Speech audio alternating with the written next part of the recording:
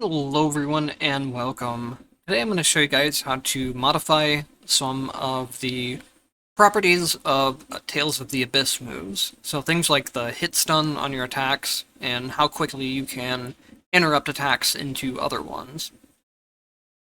First of all, you're going to need Cheat Engine. I will not be providing a link to that, but I will provide a link to the cheat table that you'll need for Tales of the Abyss. What this cheat table allows you to do is change things like your current party members, that way you don't have extra party members. It also allows you to get more party members than you're supposed to have into the singles arena, which is a nice place for testing out modifications. You're always going to want Luke in your party when you're modding stuff, and that'll be apparent why soon. The other nice thing is you can change your attack and defense so you're not killing things or dying when you're trying to do your modifications. You can also change what type of enemy shows up in the arena. This won't reload until you actually reload the fight, so make sure you set that before you go in. After you've got all that stuff set up, you want to go ahead and click on the BTSK box down at the bottom. This will take a couple seconds to load up, so if it seems like your cheat engine is frozen, just let it run. Don't be doing a whole lot of other stuff on your computer at the same time, probably. Just let it do its thing. Eventually it should show up. And then you'll just want to click on Luke and open up Fangblade. What this is showing is basically the frame data for Luke's attacks. So 60 frames of hit stun.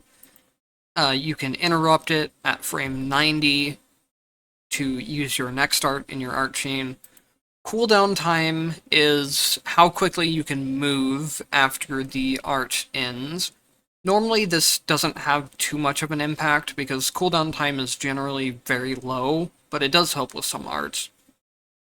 And then frame to end animation is where the animation actually just completely stops. So if I set this to something really low like 10 and I use the art, he doesn't even have a long enough animation for me to actually get the attack in, but you can see just what that does.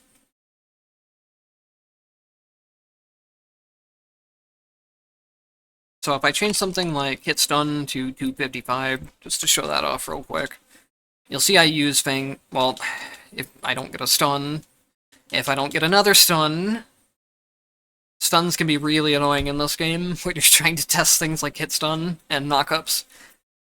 But anyways, you could see there that the enemy stayed in hit stun much longer than normal. So the issue with this table is that it only has the data for Fangblade, pretty much. It has the hit stun for Rending Thrust, but it doesn't have anything else. Luckily, there's a pretty easy method of finding different moves. So what you're going to want to do is you're going to want to click on hit stun, right-click on hit stun, and then press find out what accesses this address. You can also just highlight it and press F5 as a shortcut.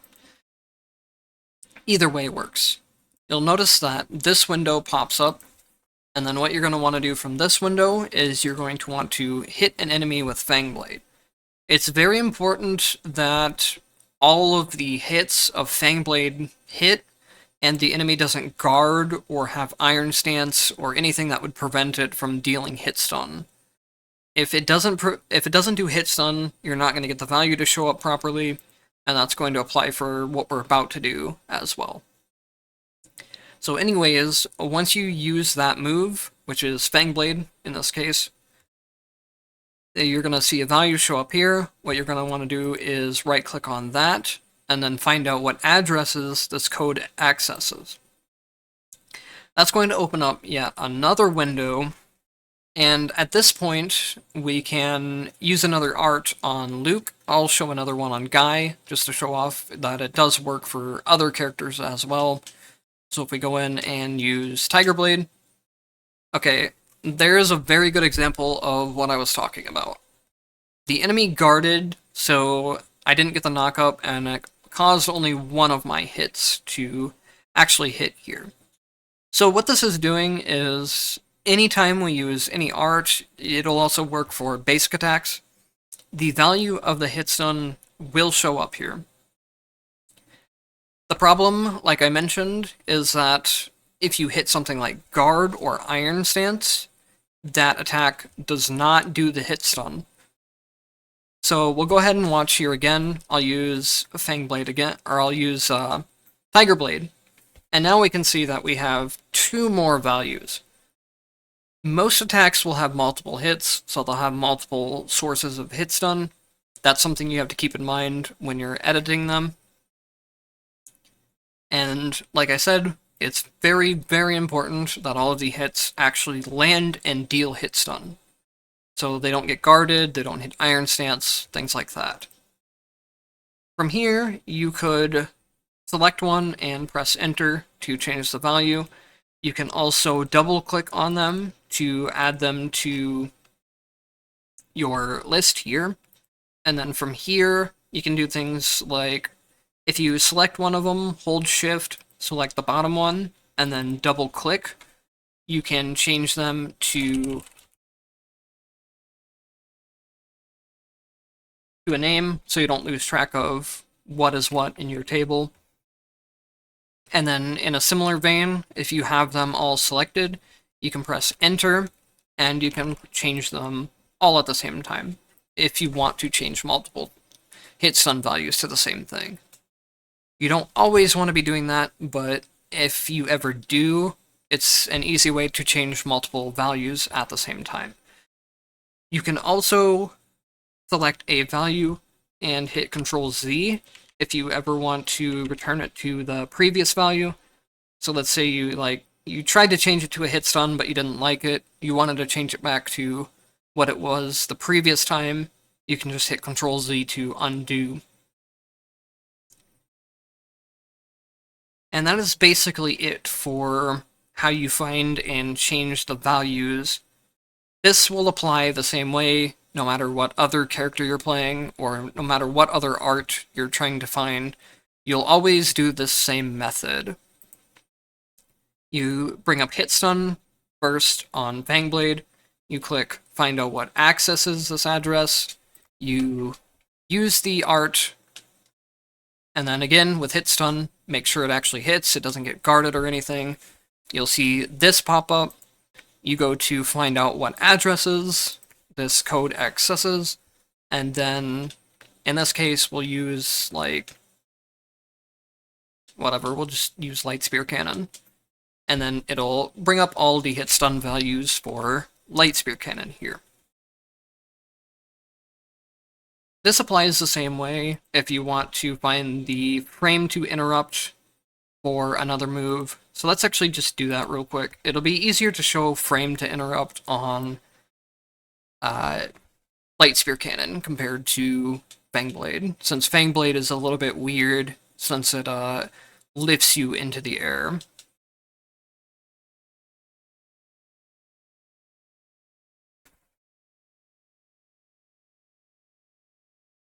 Okay, so this will just be a short showing of how frame to interrupt works. Normally, it's on 128 for Light Spear Cannon.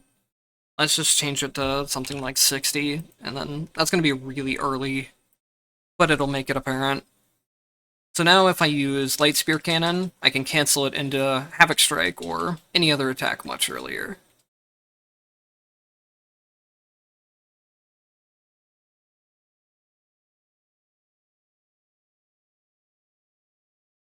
If you change it for an attack that's on the ground, you can still buffer the same way as you would be able to normally. So it's pretty easy to land these on grounded moves. Now when it comes to changing frame to end animation for moves that naturally lift you in the air, like Fang Blade, it works a little bit different. It takes away your ability to buffer moves for some reason. I guess it's just because the game probably doesn't really like using aerial arts in the first place. This is a little bit of a hacky way of making them work. Oh, Sorry, I changed frame to end animation on accident instead. So let's change the frame to interrupt instead. So now when I use Fang Blade, if I mash out Havoc Strike, I can get a Havoc Strike in midair. Another way you can do it is, I found that if you hold the button immediately for the next attack, in this case, I use Fang Blade and I start holding Havoc Strike immediately. That works well for getting these air arts out.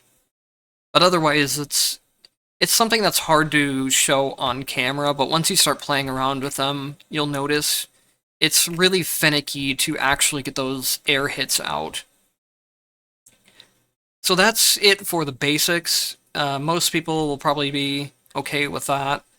I'll go into just a little bit of more advanced stuff. I'm not going to go into too much depth about it. But there is one other thing we can do with moves. Anytime you have the hit stun found, you can right-click on it and browse memory region, or hit Control B. You're going to see this menu pop up, which is showing like the hexadecimal data of moves.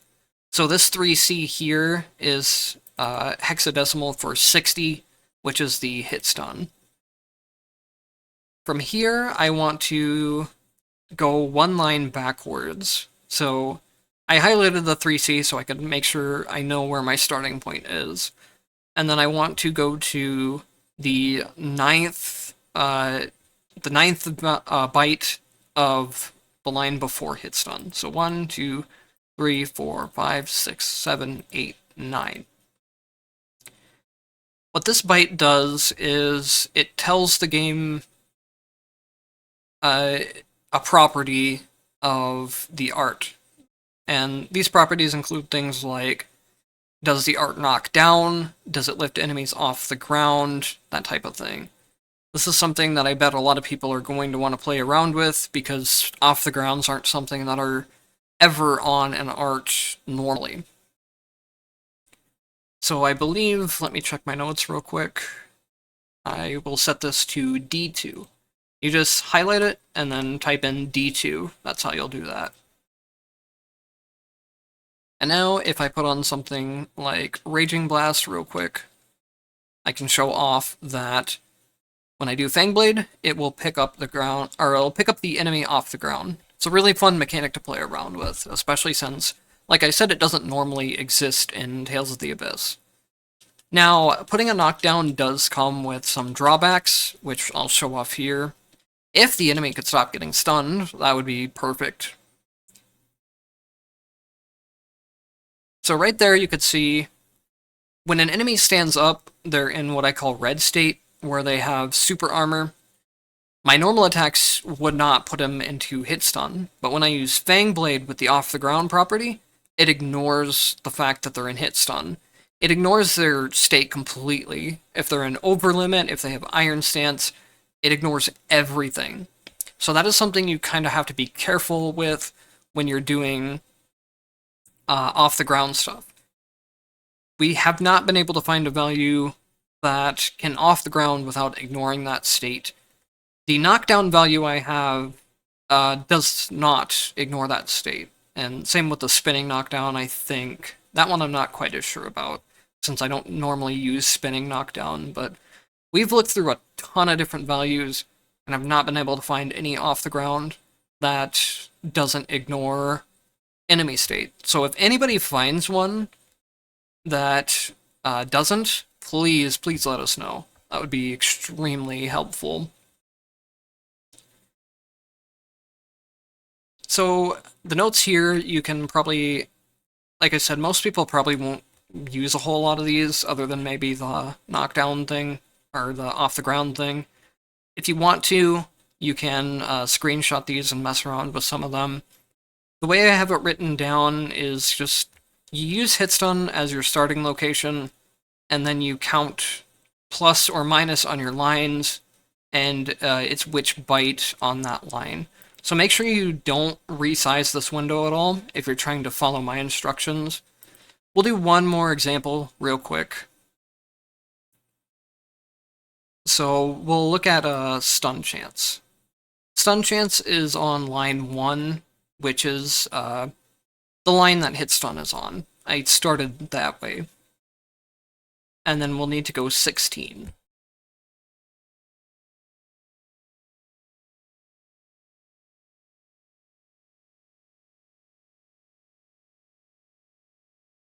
So if I set this to something really high, like 255, or FF in bytes, I should have 100% stun chance.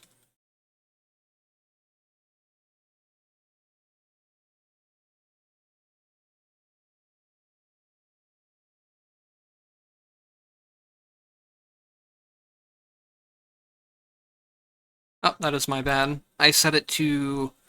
I set the wrong byte. I set 16 instead of 15. This should be the correct byte.